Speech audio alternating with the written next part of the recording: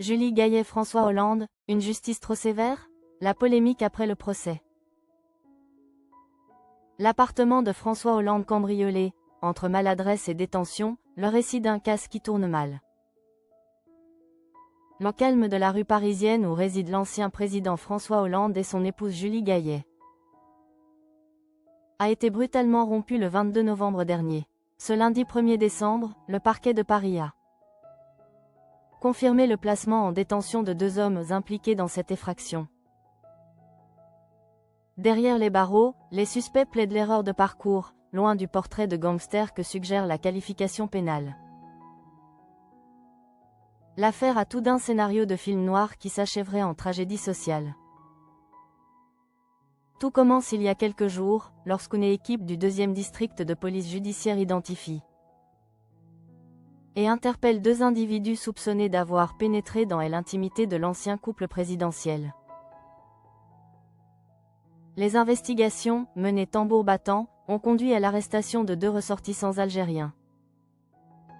Nés en 1994 et 1995, en situation irrégulière sur le territoire français. Si l'effraction a fait couler beaucoup d'encre, l'entourage de François Hollande se veut rassurant. L'intervention rapide des forces de l'ordre a permis de limiter les dégâts. Mais pour les auteurs présumés, le retour à la réalité est brutal. Mis en examen pour vol en bande organisée dès le 28 novembre, ils dorment désormais en prison. Ce mardi, l'ambiance était lourde dans la salle de la chambre de l'instruction de Paris. Salah, l'une des 2 suspects, s'est présentée à la barre, le regard perdu sous une barbe fournie et un pull beige trop sage pour les circonstances. Loin de l'image du cambrioleur chevronné, il a offert le visage d'un homme dépassé par les événements. « Je suis désolé, je regrette ce que j'ai fait. Je n'ai jamais été un voleur », a-t-il murmuré, évoquant avec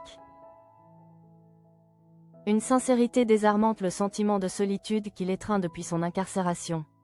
Arrivé en France il y a 1 an, Salah survivait dans l'ombre, entre squat à Saint-Denis et petits boulots non déclarés. Son complice, plaquiste de métier, menait une vie tout aussi précaire, tentant tant bien que mal de régler son loyer malgré l'absence de papier en règle. Pour la justice, pourtant, le dossier ne se résume pas à un simple égarement. Si les 2 hommes n'ont pas de casier judiciaire,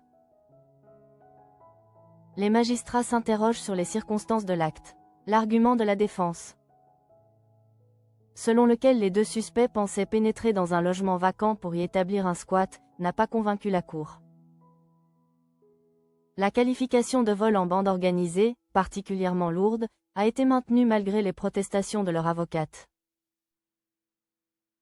Mais Julia Davoud-Auerstedt, qui dénonce une condamnation disproportionnée. Pour les juges, l'absence de garantie de représentation, liée à leur situation administrative, et les incohérences de leurs déclarations ont pesé plus lourd que leurs regrets. Au-delà du préjudice matériel, c'est la dimension symbolique de l'acte qui frappe les esprits. Cambrioler la demeure d'un ancien chef d'État, même par mégarde, n'est jamais un acte anodin.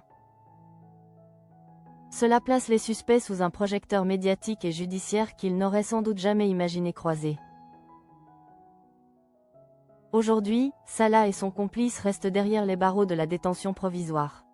Ils attendent la suite de l'instruction. Confrontés à la dureté d'un système qui, s'il entend protéger la tranquillité des citoyens et des figures publiques, se retrouve ici face au destin brisé de 2 hommes dont la dérive s'est arrêtée sur le pas d'une porte qu'ils n'auraient jamais dû franchir.